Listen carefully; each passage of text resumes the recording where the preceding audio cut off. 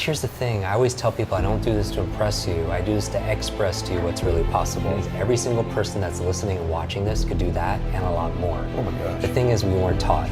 We've discovered more about the human brain in the past 20 years than the previous 2,000 years combined.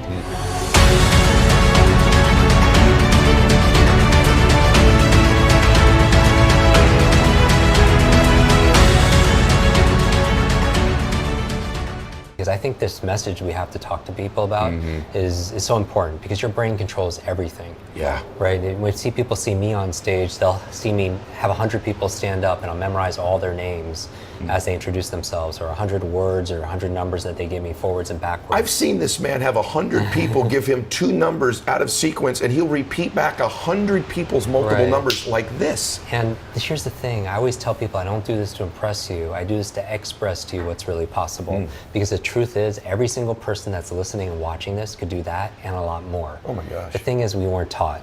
You know, if anything, we were taught a lie, that somehow our capabilities, our potential, our memory, for instance, our learning abilities, our intelligence is somehow fixed, like our shoe size. Wow. And it's absolutely not true. We've discovered more about the human brain in the past 20 years than the previous 2,000 years combined. And what we found is we've grossly underestimated our own potential, our own capabilities. And that's the thing, it's just because we weren't taught. And I really think the nature of the work that you do, that I do, that our community is really backing, is about transcending.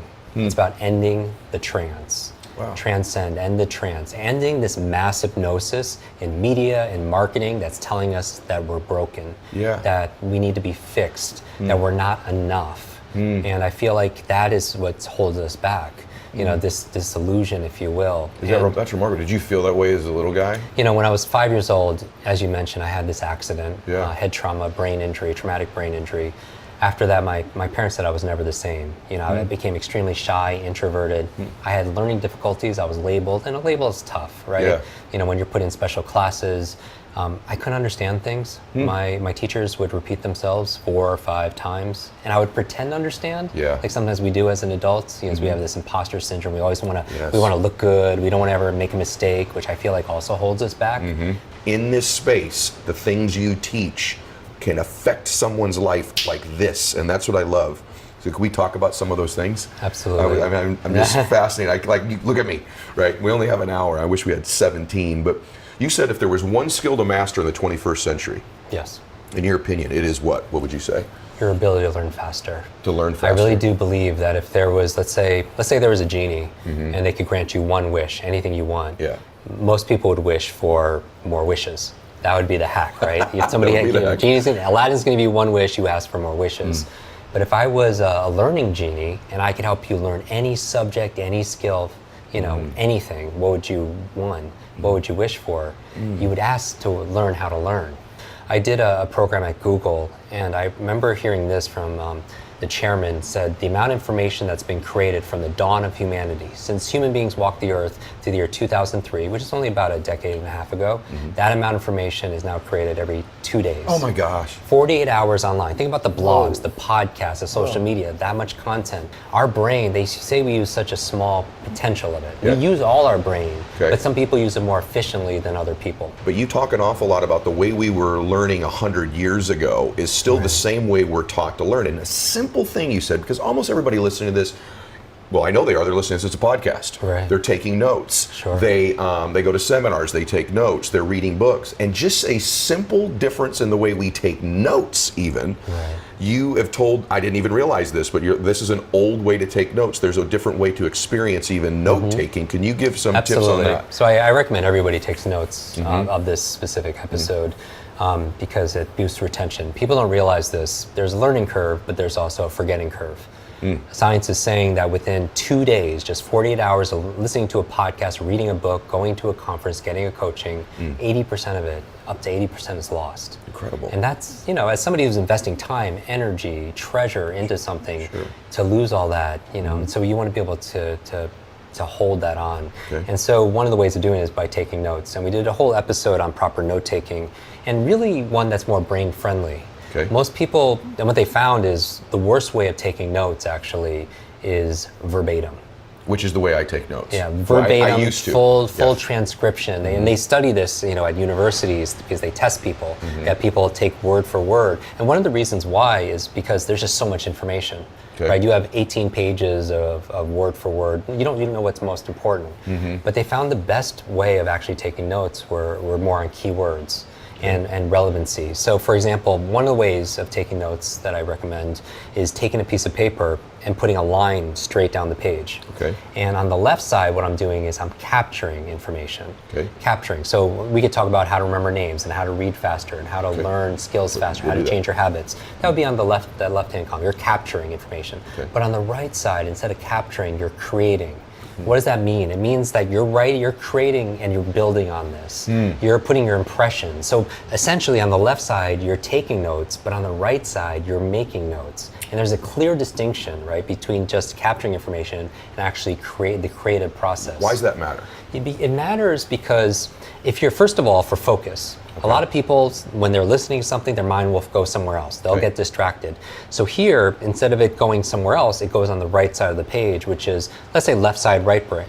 Left brain, right brain. Left brain's more logical and words and language and linear. But on the right side is your imagination, it's your creativity. So your creativity could go there. The other thing is it forces you to ask questions. I believe that questions are the answer.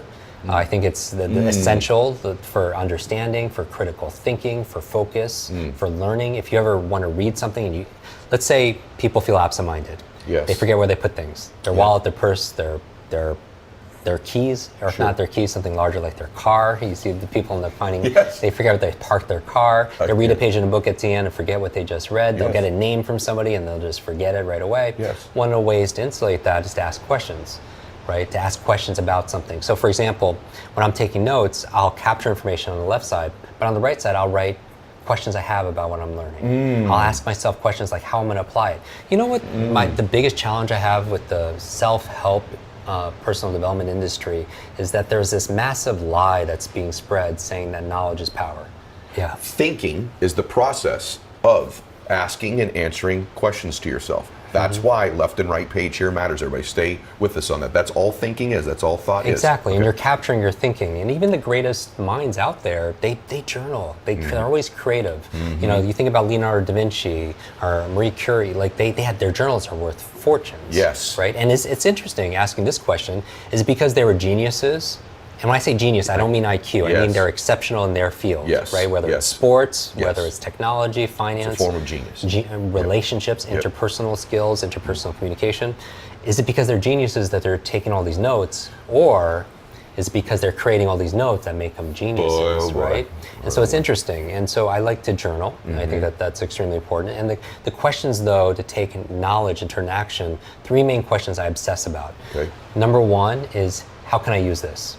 I ask this all the time because I don't learn for the sake of learning. I learn for the sake of some kind of benefit from me or somebody I care about. So I'm staying with you. This would be the right side of the page as I'm taking some Right. notes. So I'm taking notes, but I'm obsessed about it. So even if I'm not writing it down, even when I'm having a conversation with somebody or I'm listening, I'm in a conference, how can I use this? And this is the creativity part. It's like, oh wow, these are all the ways I could use this and apply this. The second question I ask religiously is after I ask, how can I use this? I'm asking myself, why must I use this?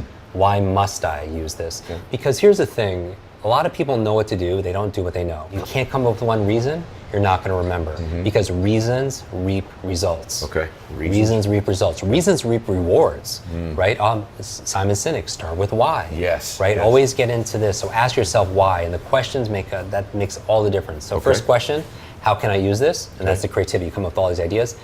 Why must I use this? The reasons why. And then the third question I ask a lot is, when will I use this? And I think one of the most powerful productivity performance tools there are calendars. Right? It's like that app, calendar app, or if you keep a physical calendar, that's important because if it's not there, it's not real. Right? You schedule this in and then it becomes real and it's going to happen.